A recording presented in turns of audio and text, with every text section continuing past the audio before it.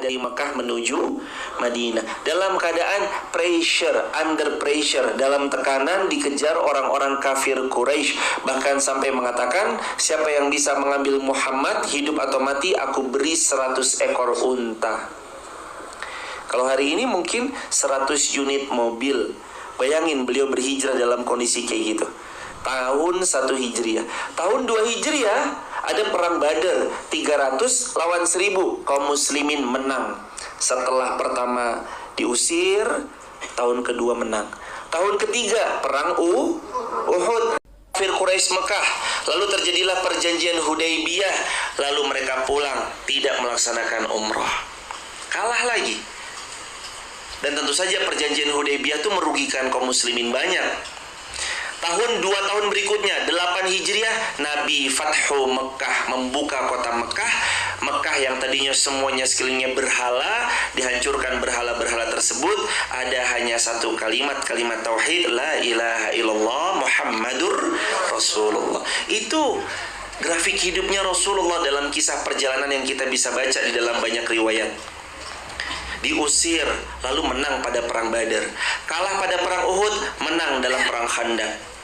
Diusir lagi, lalu melahirkan perjanjian Hudaybiyah, merugikan kaum muslimin. Tahun 8-nya Futuhat, membuka, menaklukkan kota Mekah. Bayangin hadirin, manusia paling baik, paling soleh, paling dicintai Allah, tetap aja hidupnya tuh fluktuatif, naik turun. Apalagi kita yang banyak dosa, yang jarang berzikir kepada Allah, yang kalau sedekah mungkin masih banyak perhitungannya sama Allah, maunya segera dapat feedbacknya. Ya Allah, saya baru sedekah 100.000 loh ya, katamu kan 10 kali lipat, mana 1 jutanya belum datang nih. Yang banyak perhitungannya sama Allah. Harus ya jemaah, kita Masya Allah Tabarakallah lebih roller coaster lagi dibanding Rasulullah. Rasulullah aja yang soleh sesoleh itu aja hidupnya roller coaster. Menang ya kalah, menang ya kalah, pernah bahagia, pernah juga kecewa. Itu hidup. Tapi selama kita berbaik sangka bahwa gak ada yang perlu dikhawatirkan, selama Allah yang memberi itu kita tahu zat yang maha baik, gak ada lagi perasaan la khaufun alaihim. Gak ada yang dikhawatirkan dari masa depan, karena masa depan kita ditulis oleh penulis takdir terbaik, Allah. Siapa yang paling tahu anak kita kuliah di mana? Allah. Ibu boleh loh support anaknya, nak mau kuliah di mana? A. Sebut aja nama universitas A. Yaudah nak, siap-siap ya nak. Yaudah, dia belajar baik-baik. Ternyata setahun pertama dia belajar, berikutnya dia ngetes, ternyata gagal. Begitu setelah tahun berikutnya tes lagi, gagal lagi. Gak ada masalah, karena Allah tahu yang terbaik buat anak kita. Kalaupun belum kuliah di universitas A yang dia idam-idamkan, Allah ganti dengan yang lebih baik. Ibunda yang merasa kemarin qadarullah masyafal lagi, aduh anak saya kok begini ya, sekarang polanya anak saya kok sepertinya kayak agak-agak susah diaturnya ya. Jamaah, kalau jamaah yakini itu asalnya dari Allah sebagai ujian, menambah kesabaran dan pundi-pundi jariah buat jamaah dalam mendidik anak-anak, membersamai anak-anak. Lalu jamaah gak pernah stop mendoakan, jamaah lisannya gak pernah stop berzikir Rabbi habli minas salihin. Itu kebaikannya buat siapa? Buat anak dan kita orang tuanya. Orang tuanya berarti kan terjaga terus dari zikir kepada Allah, ya nggak? Makanya ketika jamaah mendapati anaknya lagi, wah ini crowded banget, anak saya ini lagi hektik banget, lagi rame, aktif, jamaah tetap baik sangka sama Allah bahwa Allah pengen nih saya banyak-banyak zikir, Allah pengen nih saya pengen nyebut ya Latif supaya anak saya jadi lembut.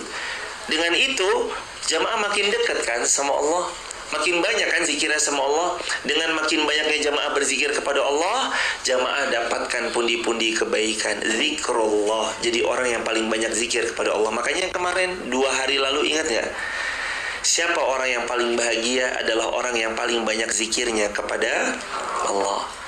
Waktu itu ada seorang ibu di daerah Isfahan gitu jemaah, di Pakistan atau di daerah mana gitu, Isfahan.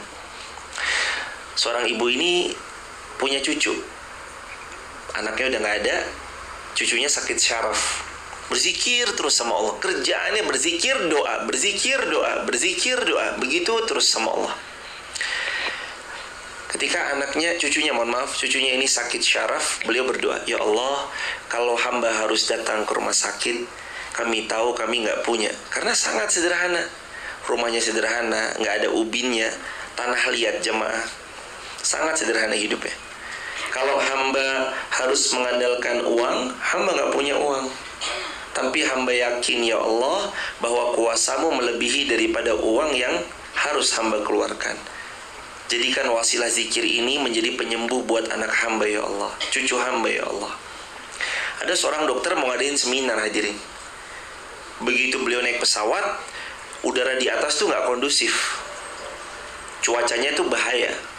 Kalau memaksakan perjalanan lebih membahayakan. Akhirnya pesawat itu turun tiba-tiba di bandara terdekat. Sesampainya di bandara, karena dokter ini mau ngisi seminar, waktunya mepet, akhirnya sang dokter jalur darat. Lewat jalur darat, hujan badai luar biasa, pohon-pohon bertumbangan. Menutup jalannya sang dokter, pohon itu roboh, dokter cari jalan desa. Desa itu menuju nenek yang punya cucunya sakit syaraf. Lewat di sana, ternyata nggak jauh dari kediamannya, itu mobilnya dokter tersebut, bannya tuh mengalami kelilit daripada tanah yang belok karena hujan. Gak bisa jalan lah jemaah. Ya udah memutuskan akhirnya tunggu jemaah. Dia keluar daripada mobilnya, daripada membahayakan dirinya, dia keluar mencari penduduk setempat. Diketok pintu rumah sang nenek tersebut. Lalu terus kemudian dibuka, nenek itu pun mempersilakan masuk. Begitu masuk disiapkan apa segala macam. Mata dokter ini tertuju kepada si cucu yang sedang terbaring lemah. Ibu, itu siapa? Itu cucu saya. Sakit apa? Sakit syaraf.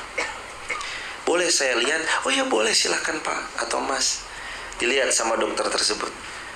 Wah, Ibu, saya dokter dari sebuah kota Isfahan. Saya dokter syaraf terbaik di negeri ini. Dan Masya Allah, tabarakallah, Allah ternyata yang membuat pesawat saya harus turun mendarat sesegera mungkin. Saya lewat jalur darat, hujan badai, pohon tumbang, sehingga membuat mobil saya harus berbelok ke tempat ini. Dan ini rencana Allah. Ternyata saya harus menyembuhkan daripada cucu ibu. Dan mudah-mudahan ini jadi jariah untuk saya. Cucu ibu, izinkan kami yang mengobatinya hingga sembuh. Allahu Akbar. The power of zikir jemaah. Banyak zikir. Kadang kita lupa berzikir kepada Allah. Zikrullah dawa, zikrun nasi da wa zikrullahi dawa. Kalau banyak mengingat manusia itu adalah sumber penyakit, tapi banyak mengingat Allah itu sumber ketenangan atau sumber kesembuhan. Siapa yang paling dominan sering kita ingat? Jamaah bangun tidur yang diingat? HP.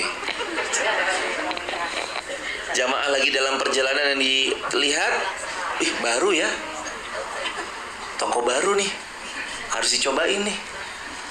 Padahal dalam waktu 1 menit kita menunggu lampu merah, itu kita bisa banget berzikir 60 kali istighfar dalam 1 menit. Tapi biasanya kita di lampu merah bacain plat nomor motornya orang. B1139KF AA1818SS. Nomornya bagus ini. 1818. Terus mulai deh cerita. Pak, coba lihat Pak itu. Masa AA805? Itu kan berarti AA bos. Mas itu yang punya bos ya Pak? Coba berzikir sama Allah.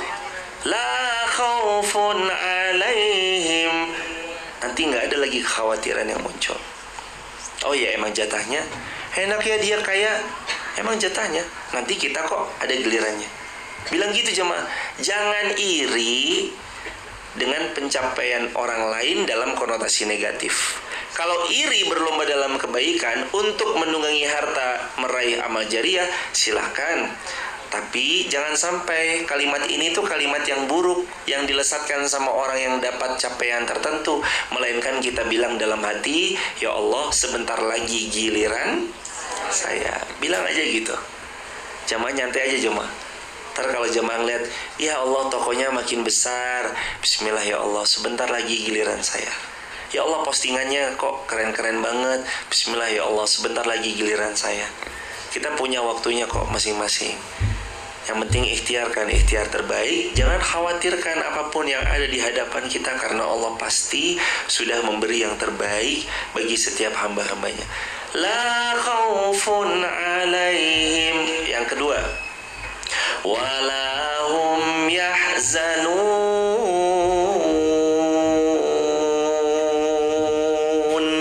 Jangan sering-sering bersedih hati. Kenapa bersedih? Wajar dong sedih, wajar. Siapa yang bilang sedih gak wajar? Sedih itu wajar. Yang gak wajar itu larut dan meratap dengan sedihnya, lalu membuat dia gak mau makan. Nak, assalamualaikum. Nak, assalamualaikum. Buka nak. Gak mau mak, aku gak mau buka. Kamu belum makan loh nak. Gak mau mak, biarin aja aku mati, soalnya dia barusan mutusin aku. Laki-laki, ya Allah, si Panjul itu loh hadirin, yang membuat anak putri Anda sampai galaunya luar biasa, atau membuat diri Anda sampai tergila-gila. Yang dulu bilang, aku gak bisa hidup tanpa kamu, buktinya sampai sekarang masih hidup dia. Ngakunya dulu gak bisa hidup tanpamu. Hadirin, apa sih yang membuat selama ini terus ternyata anak-anak muda yang mungkin lagi masa-masanya akhirnya galau? Biasanya faktornya harus diakui ya, biasanya faktornya memang Allahnya itu dikesampingkan dalam hatinya. Lagi galau, nyetel sesuatu yang jelek banget.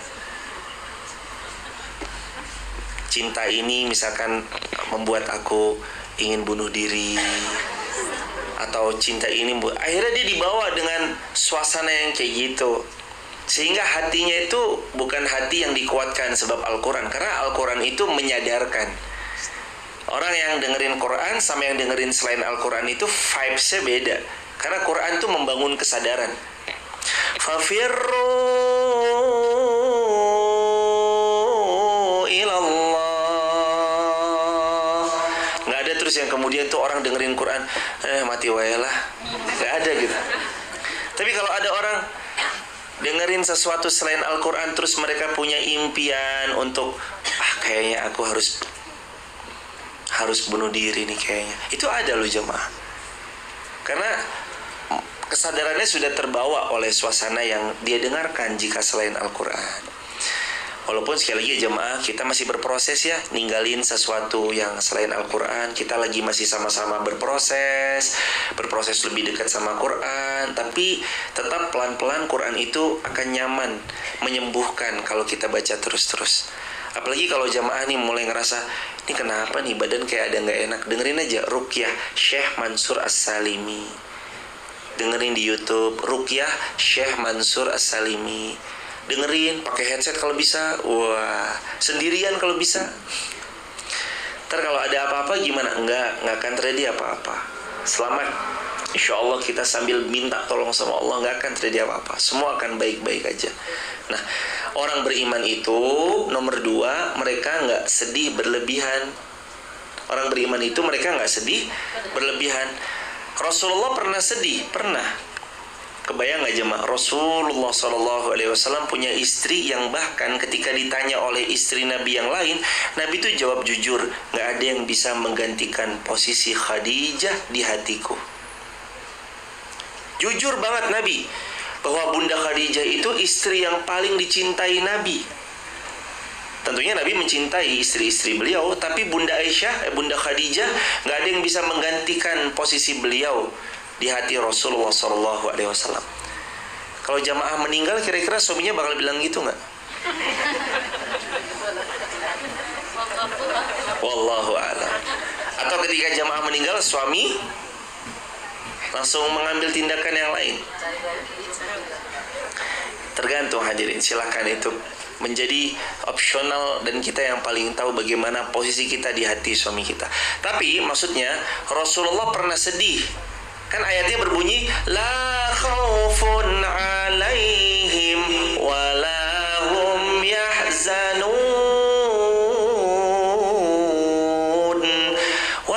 yahzanun. Mereka tuh yahzanun, la walahum yahzanun, dan tidaklah mereka itu sedih.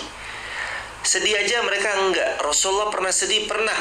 Bukan berarti nggak boleh sedih, tapi sedih itu boleh. Meratap terlalu lama yang enggak boleh. Rasulullah ditinggal wafat istri beliau. Rasulullah ditinggal meninggal dunia oleh paman beliau Abu Thalib, padahal paman beliau mensupport, istri beliau mensupport. Tapi Rasulullah punya booster yang cepat untuk nggak meratap terlalu lama. Nah, rumus supaya bangkit dari rasa sedih itu ada 3. Rumus yang pertama, supaya nggak sedihnya terlalu lama, yakini Allah punya yang lebih baik. Harus yakin dulu. Karena aulia Allah itu iman, orang-orang yang beriman. Jadi harus yakin dulu Allah punya yang lebih baik. Yang kedua, rasa sakit ini Allah hadirkan untuk menguatkan. Rasa sakit ini Allah hadirkan untuk menguatkan. Coba jemaah yang dulu merasa tahun 2020, ya Allah habis saya, semuanya hancur porak-poranda, toko saya nggak ada yang beli, ini ya nggak ada yang beli.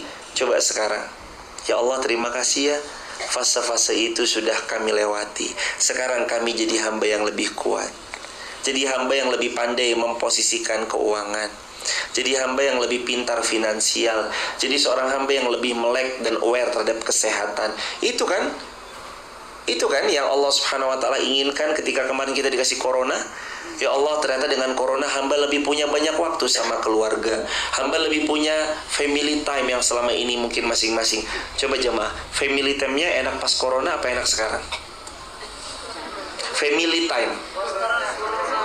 Rasa kebersamaannya pas corona. Kami ngerasain banget tuh. Waktu corona semua pengajian kosong, benar-benar kosong, kecuali yang online ya, yang Zoom, diganti Zoom. Itu membuat waktu full sama keluarga. Dan waktu itu kan anak-anak nggak boleh keluar ya. Keluar aja langsung, nak jangan keluar nak, ada virus. Jadi di rumah tuh, di dalam rumah terus ngapain? Kita live streaming YouTube. Makanya ada deh di YouTube, Irfan Rizky Dinar Laika Enter. Keluar dari YouTube. Memori itu waktu Dinar masih kecil. Bismillahirrahmanirrahim. Ada di YouTube video ngajinya tahun 2020 ketika corona. Sekarang mau live streaming bareng sama Mbak Dinar, sama Mbak Leika, sama Abang Umar. Susah banget ternyata. Itulah jemaah karunia dari Allah. Family time yang begitu powerful banget. Kadang kan yang dulunya tragedi akhirnya sekarang jadi komedi untuk kita tertawakan karena kita berhasil melewatinya dengan hebat. Dulu berat, aduh berat ya Allah. Sekarang segini doang ya Allah. Kenapa? Pundaknya dikuatkan. Makanya rumus supaya nggak sedih terlalu lama itu, ingat, sekarang tragedi, besok jadi komedi. Sekarang kita sesali, besok kita senangi. Kita ceritanya sambil ketawa-ketawa.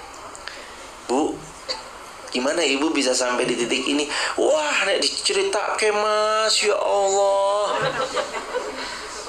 Biyen kulo ki nunut wong, ngenger karo wong, diseneni mas. Dulu waktu itu jualin udang, ya Allah mas, tangan saya masuk saat pulang amis, saya udah mandi mas, ya Allah. Suami pas mau tidur tetap amis banget nih, nggak hilang-hilang. Saya udah sabunan ping 10 kali. Ya wes lah, terus akhirnya ya nggak apa-apa, nikmatin jemaah, jangan sedih. La khaufun alaihim walahum yahzanun.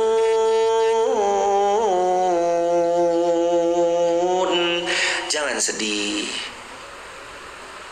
Aduh sakit, gak apa-apa, sebentar, ayo bangkit lagi. Kenapa sih dikecewakan ya? Udah gak apa-apa, ayo bangkit lagi. Kamu gak boleh di sini. Dipecat, setelah dipecat malah Allah izinkan punya usaha sendiri. Awalnya bingung, 4 bulan pertama pengangguran suami saya Ustadz. Di bulan kelima Allah izinkan ketemu teman lamanya. Teman lamanya jualan kain perca. Akhirnya dia bekerja sama, dia jualin kain perca, jadi bos kain perca. Ya Allah, dari limbah-limbah fashion di sebuah garment. Masya Allah, cara Allah tuh indah loh jemaah. Pernah ya saya cerita ya, ini cerita masyhur banget nih, berkali-kali saya ceritain. 2010 nikah, seorang perempuan 2010 nikah. Pas lagi hamil, suaminya KDRT dan ketahuan selingkuh, terus suaminya nggak terima KDRT. Abis babak belur. Sampai bahkan dalam ceritanya tuh, saya kayaknya mau mati deh. Saking sakitnya dia merasa lebam-lebam di sekujur tubuhnya.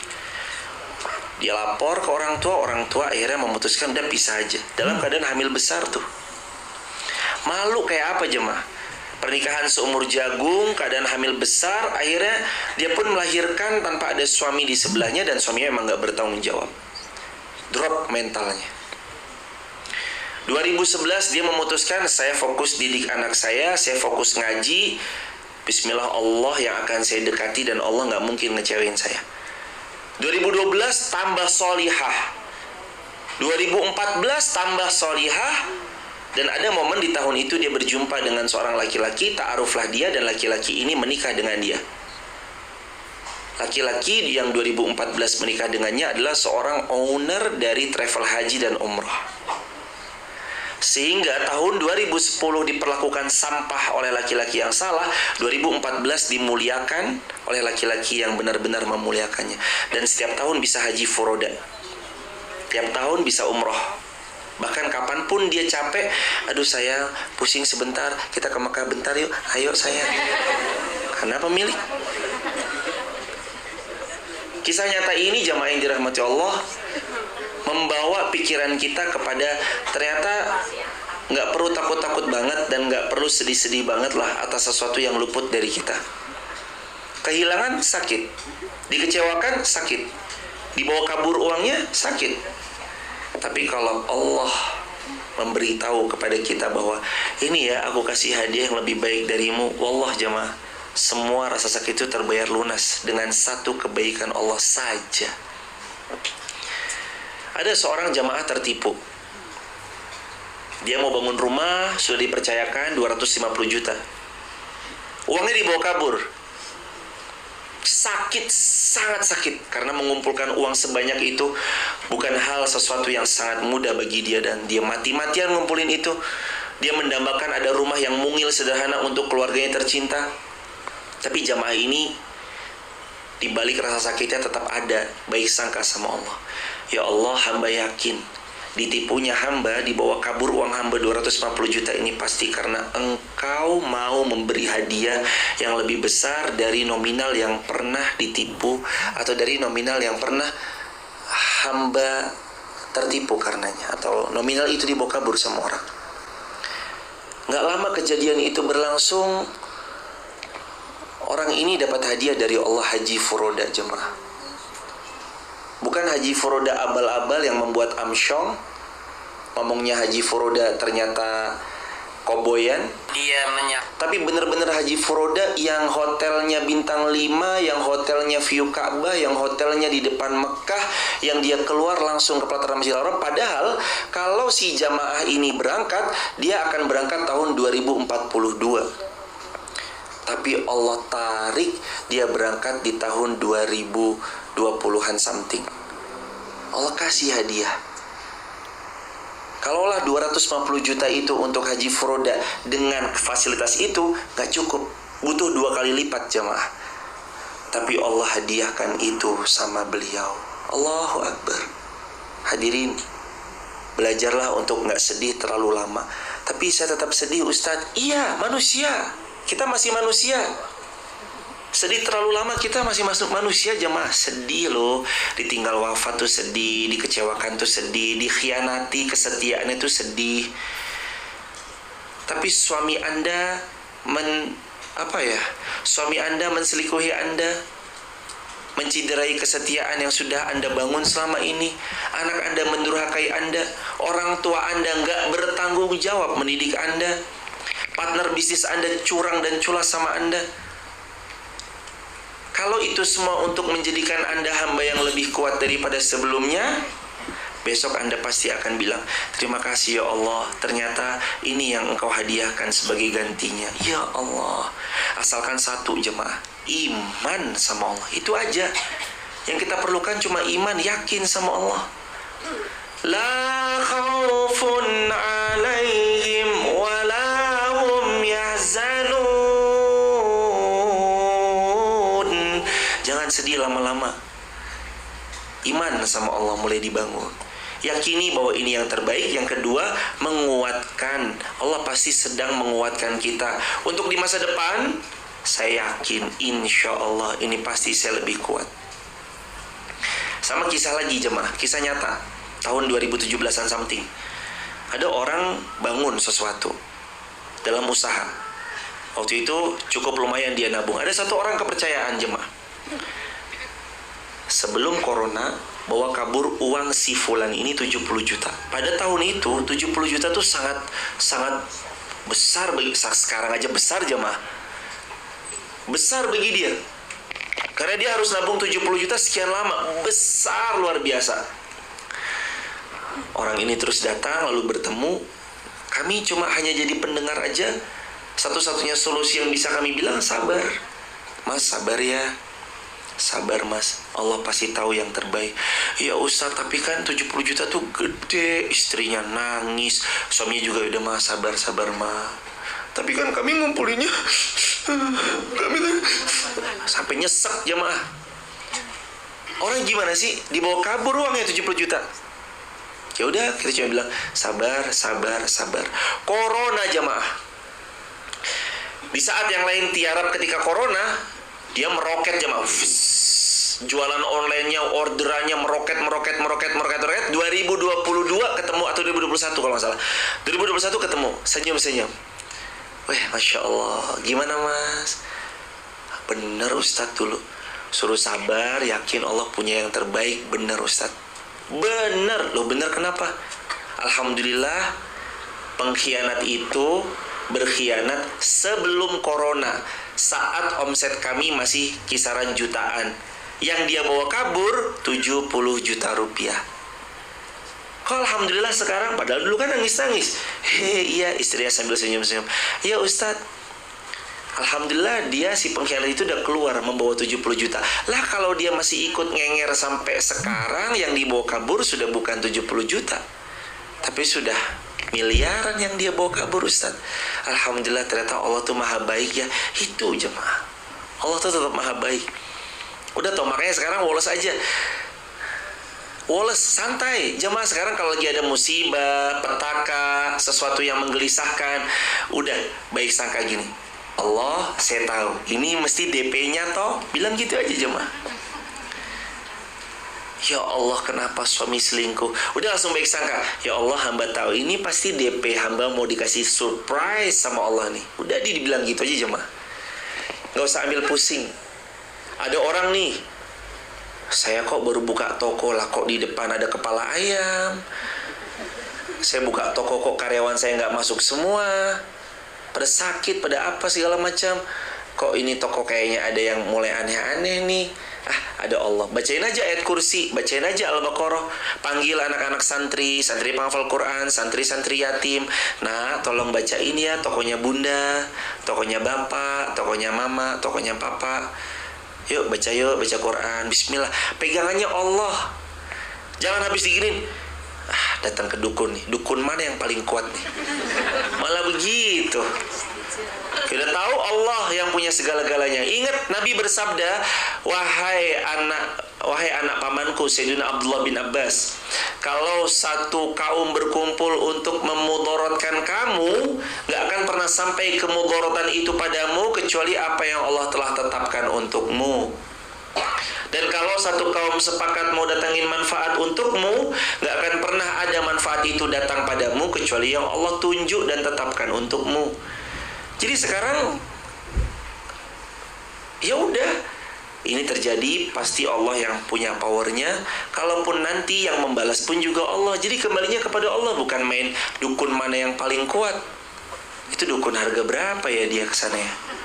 Oh dukun yang sekali datang 5 juta. Ya udah saya harus datang yang sekali datang 10 juta. Nanti Anda malah rusak. Siapa yang membiarkan dirinya bergantung pada makhluk, Allah membiarkan dia bergantung sama makhluk.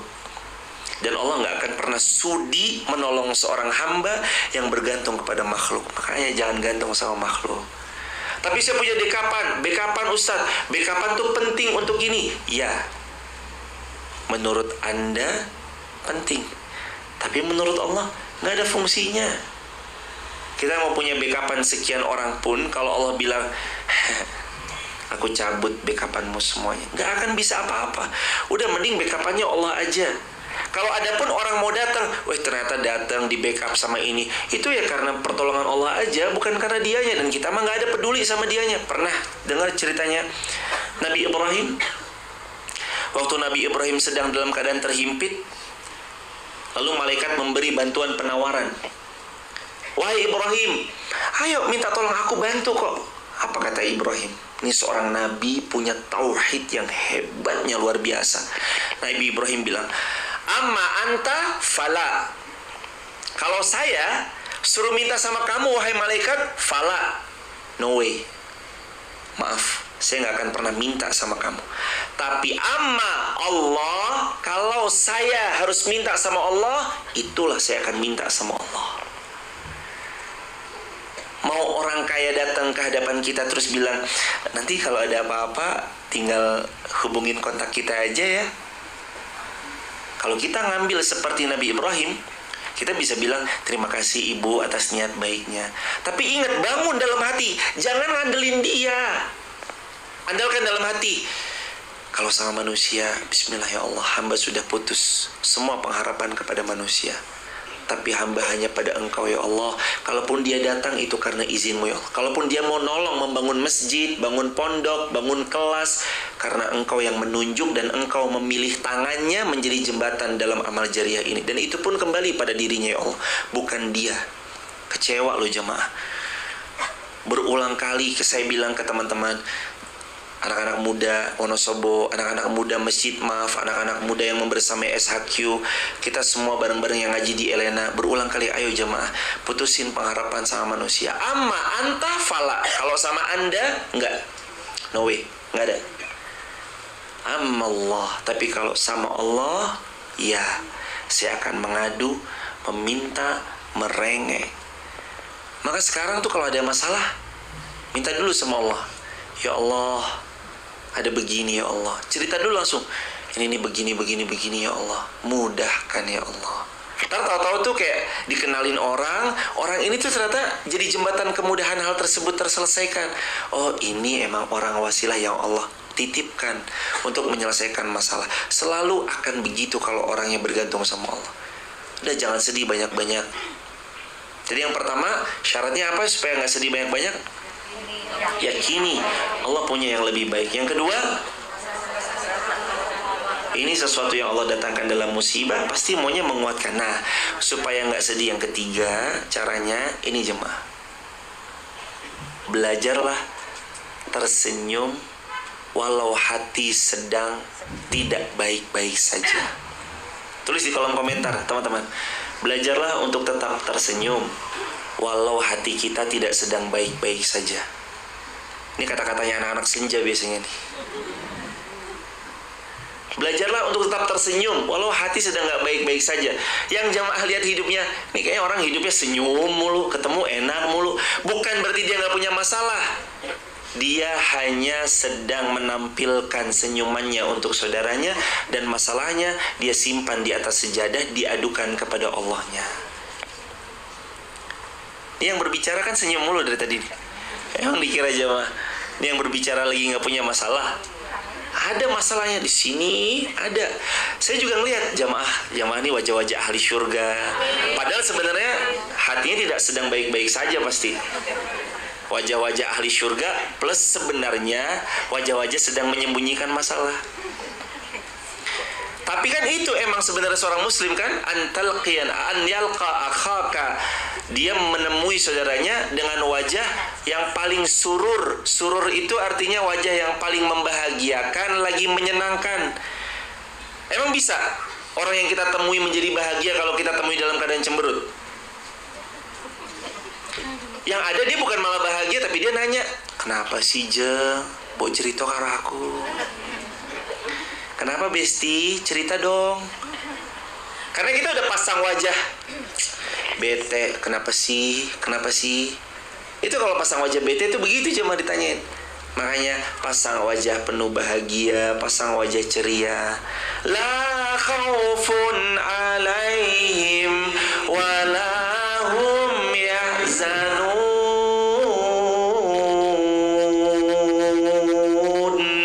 Jangan khawatir, jangan bersedih hati. Udah latihan senyum.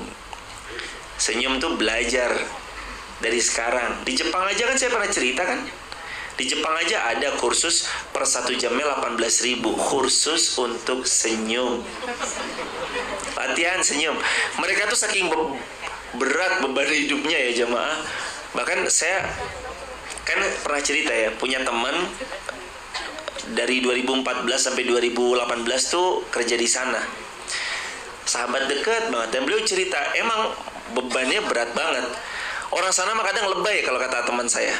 Kenapa bro lebaynya? Ya diomelin dikit aja masa langsung bunuh diri. Iya begitu cuma temennya, jadi ada yang diomelin sama atasannya langsung bunuh diri.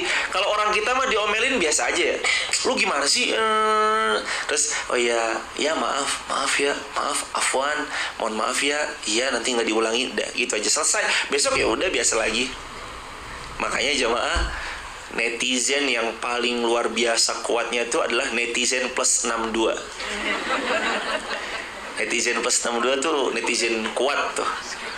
Mentalnya juga mental baja tuh. Kalau di luar kadang dibully sedikit langsung mereka besok-besoknya telah meninggal dunia, tersiar di kabar kayak gitu kadang. Ada kan kayak gitu artis-artis di luar kadang gitu, karena mereka ya tadi mereka nggak ada Rabb Allah sebagai tempat pulangnya mereka. Kalau kita kan mau apa-apa tinggal bilang aja, ya Allah hamba butuh ini, ya Allah bantu hamba itu. Kalau kita kan apa-apa tinggal nyebut Allah. Tapi karena mereka nggak ada, mereka bingung ya, karena tidak bertuhan. Mereka bingung, saya harus pulang kemana ya, saya harus nyebut siapa ya. Akhirnya yang mereka tahu cuma mati. Habis diomelin sama atasannya, mereka pulang, ada baygon nggak nih? Diminum, mati. Padahal mereka punya dalam genggaman mereka popularitas. Nggak jarang di antara mereka adalah orang yang berkecukupan, bahkan kaya raya, bahkan owner dari sebuah brand besar. Tapi kenapa mereka memilih jalur itu? Apakah hidup mereka nggak lebih bahagia dari kita yang biasa-biasa aja? Tentu secara uang mereka lebih banyak. Kenapa mereka nggak lebih bahagia? Bahkan mereka memilih untuk mati. Jawabannya, tidak ada iman dalam hatinya. Hati dan jiwanya kosong dari Allah. Makanya rapuh. Kalau ada Allah, tenang-tenang aja, santai aja jamaah. Diparkirin terus, jedok, stop. Baru begitu nabrak kenapa bilang stop?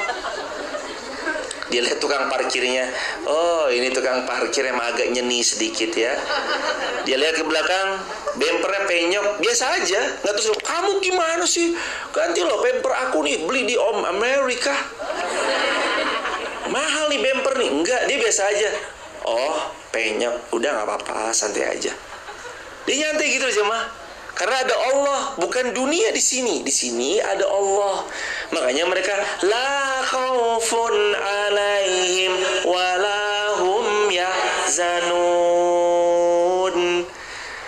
Mobil baret. Kenapa nih? Enggak, tadi nggak sengaja gasruk. Oh ya udah. Besok hati-hati ya. Paling gitu doang ngomongnya. Kenapa penyok nih? Iya tadi nabrak tiang. Oh yaudah besok hati-hati ya. Udah gitu doang. Karena nggak masuk dunia itu ke dalam hatinya, itu nggak masuk. Makanya perkataan Sayyidina Abu Bakar As-Siddiq, ya Allah jadikan dunia dalam genggamanku, jangan masukkan dunia ke dalam hatiku. Sayyidina Abu Bakar tuh kurang apa jemaah? Beliau beliau miliarder. Beliau miliarder jemaah. Sedekahnya miliaran, luar biasa. Ya Allah jadikan dunia dalam tanganku, jangan masukkan dunia dalam hatiku. Karena tahu, Sayyidina Abu Bakar tuh tahu kalau dunia masuk ke dalam hati, rusak wes jamaah. Ciri-ciri dunia masuk ke dalam hati, kita jadi budak dunia, Di antara ciri-cirinya adalah terlalu mencintai dunia daripada orang yang dicintai dalam keluarganya. Handphone dibanting anak, yang diomelin siapa? Itu lagi cinta dunia tuh. Kamu nih gimana? Handphone mama nih lo sampai. Coba dilihat jemaah. Anak kita tuh, itu yang tidur kita dekap, yang kita yang melahirkannya, kita juga yang menyusuinya, kita yang mengandungnya 9 bulan. Coba dilihat berapa sering kita ngomelin anak-anak kita. Giliran sama anaknya orang lagi bertamu ke rumah kita, mak kerumpiang gitu, nggak apa-apa. Anaknya orang lo digituin, nggak apa-apa, gerak anaknya sendiri kok. Ayo jemaah, pelan-pelan. Jangan. Mereka adalah titipan Allah yang harus kita jaga dengan baik. Mama main di kulkas, kecap dituangin, saus dituangin, semuanya tumpah, sirup tumpah. Masya Allah, solehah anak mama ya.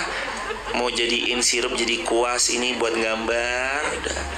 Habis itu berbuat baiklah sama mereka. Nah, sehat-sehat ya nak. Udah misi dulu, ayo mama benerin dulu. Udah santai aja jemaah.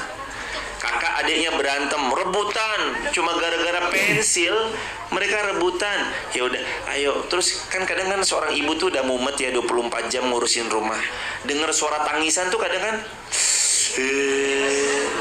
nangis. Udah disantein aja jemaah. Ini perlu jam terbang, tapi harus dipaksain jemaah.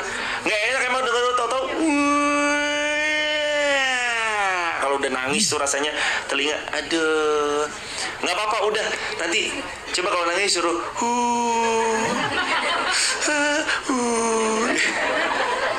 coba bilang una, bilang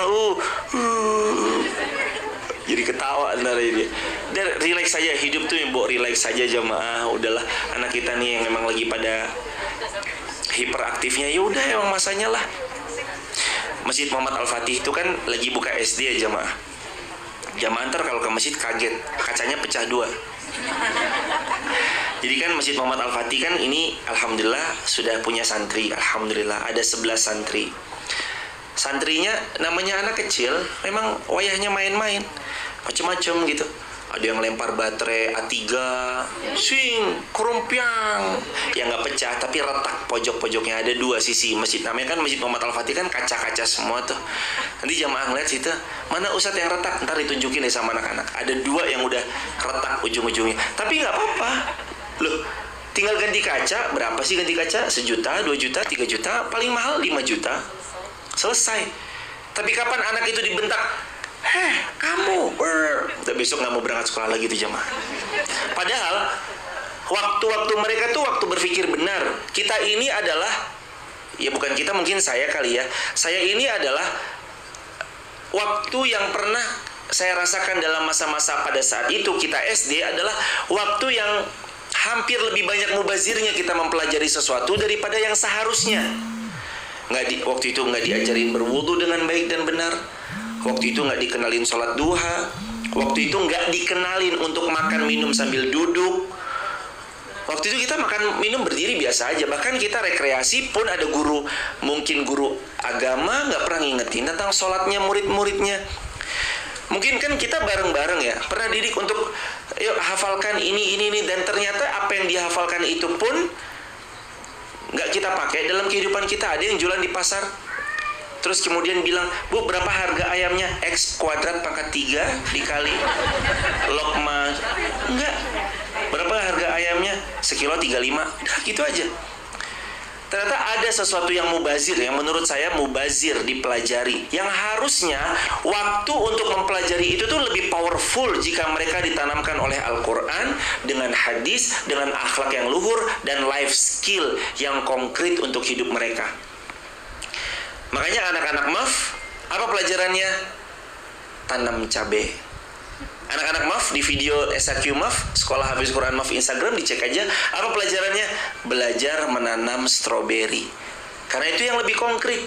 Pagi-pagi mereka sayup-sayup terdengar, Allahumma anta rabbi la ilaha illa anta khalaqtani wa ana suka sayup-sayup setelah zikir pagi mereka baca Al-Quran.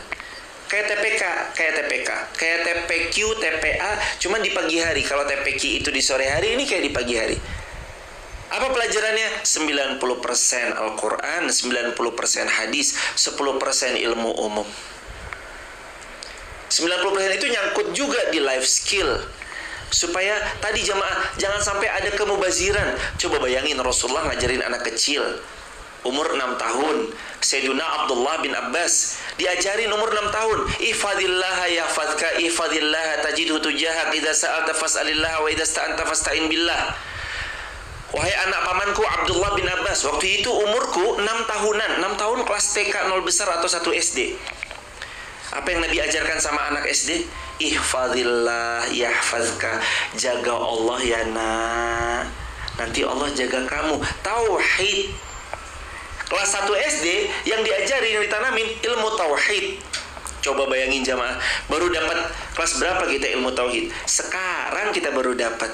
Saat anak kita udah besar kita baru dapat, oh tauhid tuh yakin sama Allah tuh ini ya, bener-bener yakin tuh di hati cuma ada Allah aja. Kita baru dapat sekarang. Sayyidina Abdullah bin Abbas sudah dapat sejak umur 5 tahun sampai 6 tahunan, sudah dapat materi itu. Nabi ngajarin, nah kul biyaminik wa kul mimma yalik. Nabi ngajarin sama anaknya Ummu Salamah, anak tiri beliau namanya Umar bin Abi Salamah. Umar yang masih kecil, Nabi ajarin kul biyaminik kul mimma yalik. Nah, makan pakai tangan kanan, mimma yalika, ambil yang paling dekat denganmu. Bayangin jemaah, masih kecil diajarin dengan powerfulnya luar biasa. Itulah hadirin jamaah yang dirahmati Allah. Kadang kita juga harus ngeliat, jangan sampai anak kita mempelajari ilmu yang mubazir. Walhasil kita sampai besar pun belum tahu nih. Jangan-jangan kita juga nggak hafal lagi doa sholat jenazah. Hafal jamaah doa sholat jenazah? Tahu sholat jenazah gimana? 4 kali takbir yang dibaca apa aja? Allahumma gfir lahu warhamhu wa'afihi. Ini hafal semua. Lanjutannya wa akrim wa wasi. Terus ayo jemaah, ini kan harusnya bisa nih untuk kita pelajari. Bisa, bukan menafikan ilmu-ilmu umum, enggak, sama sekali enggak. Kalau memang mau bidangnya di situ silahkan. Tapi jemaah, jangan sampai ada satu pola yang dibangun sehingga anak-anak kita mubazir dalam usia. Udah SD 6 tahun, SMP 3 tahun, SMA 3 tahun, kuliah umur 22 tahun ditanya, "Kamu mau kemana?" Gak tahu. Umur 22 tahun masih begini sama bapaknya, "Pak, bagi duit, mau kemana?" "Ngafe karo konco-konco." Padahal sahabat Rasulullah SAW dari kecil 12 tahun mereka sudah terbiasa mendapatkan penghasilan sendiri. Nabi bahkan dari 7 tahun udah jadi karyawan penggembala kambingnya orang. Nabi 12 tahun belajar ekspor impor. Nabi 15 tahun mandirinya luar biasa. Sekarang anak-anak kita apa kabar 12 tahun 15 tahun? Anak-anak kita yang S2 bahkan sekalipun apa kabar? Setelah S2-nya apakah mereka langsung mandiri? Coba ditanya, apa yang salah kitanya atau yang salah yang dipelajarinya jemaah? Harus kita sama-sama tahu. Semoga yang sederhana ini jadi ibrah buat kita bersama-sama. Ini padahal baru 1 ayat, kenapa jam 9 ya jemaah? Lawang saya tuh kayak baru ngomong 5 menit loh, kok udah jam 9 aja ya? Baru 1 ayat. Besok ayat 63. Ini belum 63. 64 belum. 65 tuh saya ini tolong jamaah pakai prinsip di ayat 65. Ini bagus banget. Wala yahzunka qauluhum innal izzata lillahi jami'a. Dan janganlah engkau sedih hanya karena perkataan mereka. Yuk pegang ayat 65. Udah pegang, bawa pulang. Jangan sampai perkataan orang, komentar orang itu membuat kita sedih. Jangan. Nanti kalau jamaah buat konten dikata-katain, konten gini aja dipamerin, udah ambil santai aja. Allah tuh ngasih pesan, wahai Muhammad, kamu jangan sedih ya atas komentar-komentar mereka. Gimana pun jamaah tuh lebih enak loh. Jamaah kan cuma di kolom komentar doang kan. Begitu diklik ternyata akunnya bodong atau akun fake. Kalau Rasulullah itu di komennya tuh langsung verbal, Muhammad, dasar kamu tukang sihir gitu. Kalau kita kan cuma di kolom komentar doang. Mereka kan nggak berani memunculkan, para haters itu kan jarang yang berani memunculkan dirinya. Berbalik dia di balik second account. Makanya jangan sampai kita sedih dengan komentar orang lain. Hidup itu kita yang menjalani, orang lain yang mengomentari. Jadi jalan aja, the show must go on. Ada pertanyaan? Gak ada, karena udah paham semua kayaknya mah. Kita akhiri dengan hamdalah bersama-sama. Alhamdulillah Rabbil Alamin.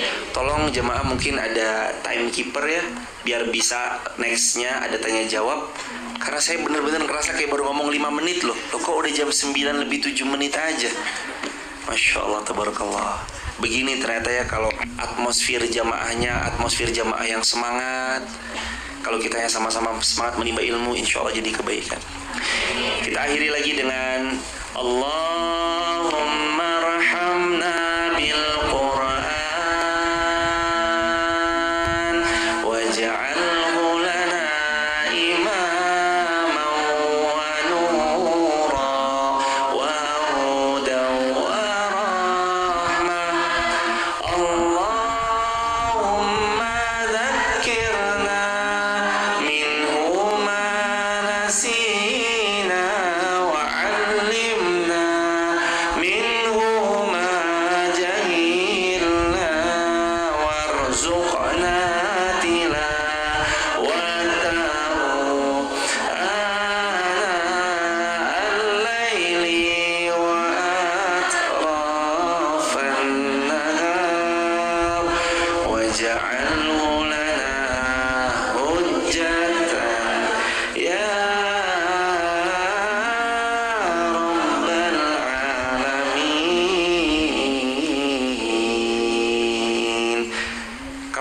kali ngaji kayak gitu. Ingat di surau-surau bawa obor ngaji zaman-zaman dulu. Jadi kita terus minta sama Allah. Itu tadi doa supaya Allah memberkahi hidup kita dengan Al-Quran yang kita pelajari. Salam keluarga di rumah. Subhanakallah bihamdik asyhadu an la ilaha illa anta astaghfiruka wa atubu ilaik. Rabbana atina fid dunya hasanah wa fil akhirati hasanah wa qina adzabannar. Walhamdulillahi rabbil alamin. Barakallahu fikum. Assalamualaikum warahmatullahi wabarakatuh.